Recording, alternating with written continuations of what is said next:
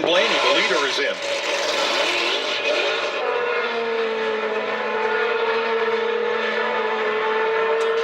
Welcome back to the Thermal Club, to the second round of the 2025 NTT Indycar Series. We want to thank you so much for sticking with us through the technical difficulties that we've experienced here at the track today. A total loss of power here at the Thermal Club. Thanks, of course, to our friends in NASCAR, and our thanks to you for sticking with us. Here is what has gone down since we were last with you. Patricio O'Ward still leads from Christian Lundgaard. The gap has increased. Townsend, Hinch, everyone has now made second stops. We find ourselves in an intriguing position because Alex Palou, currently running P3, who has cut the 12-second gap back to under 8, still has that sticker set of soft tyres to run later in the race. And he should be wicked fast finishing on that sticker set of soft tires. Will Power, biggest gainer, up 12 positions. He is also closing, and there is Palou, about 2 seconds or less back of Christian Lundgaard. James Lundgaard's got to be looking in the mirror going, uh-oh. Yeah, if there's a guy in the last bit of a race you don't want to see in your mirror, it's that guy right there, Alex Palou. We've talked a lot about how good he is at closing these races. Oftentimes when he's taken a checkered flag, we realize we didn't mention him in the first two-thirds of the race, but in that final third, both him through his driving and that Ganassi timing stand on the 10 car just knows how to pull these things off when it counts. And he's just been chipping away. He started to put the lap times in around that pit cycle once again, and now he's back out chipping away at the lead. Just 1.2 seconds between Lundgaard and Palou as it stands, that the champion is coming for the man who started on the front row of the grid. So lap 41 complete of 65. Look for final stops for most drivers to come around a lap, maybe 48, 49, somewhere in that window. That's the target. Sort of hang on, or if you're Alex Palou, keep pressing because you know you're going to be finishing strong on those soft tires.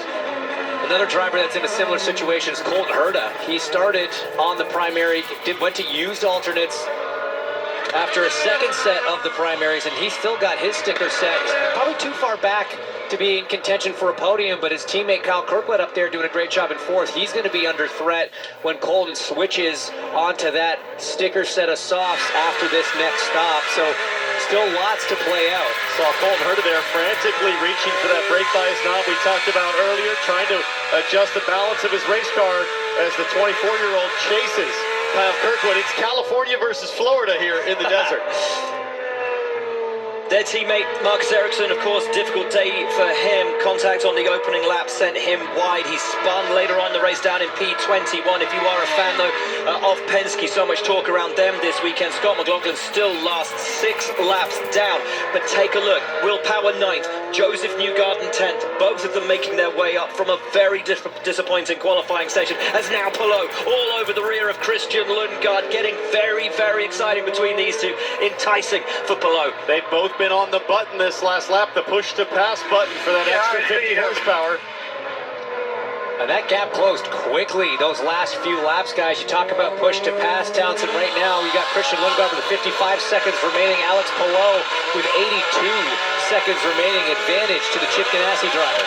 And every time you hear Lundgaard here roll on to full throttle, listen to the rear tire spin up as Palou closes. Lundgaard, not quite the optimum line that he needed through the corner. Palou senses the opportunity.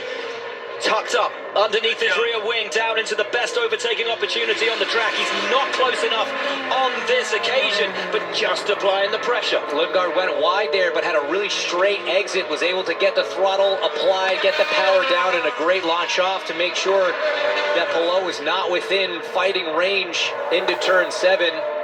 Now it's about taking care of those tires through that long right-hander, then the long left. You saw that little wiggle from Palou. He is pushing it, Townsend. Well, he's in that dirty area, and they have precious few seconds remaining. Palou 73, Lundgaard 48 seconds of push to pass. So Palou with the advantage if he can keep forcing Lundgaard to burn up the button.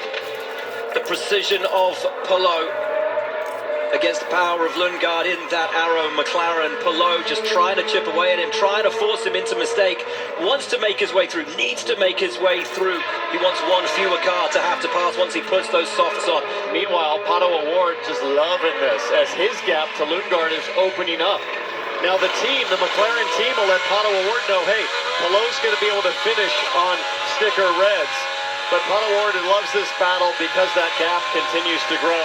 He can breathe a little bit up front. See a little bit of fuel save. You could hear the early roll off the throttle from the onboard of Lundgaard. I wonder if that's fuel save as much as it's just trying to take the edge off the rear tire by entering a little bit of a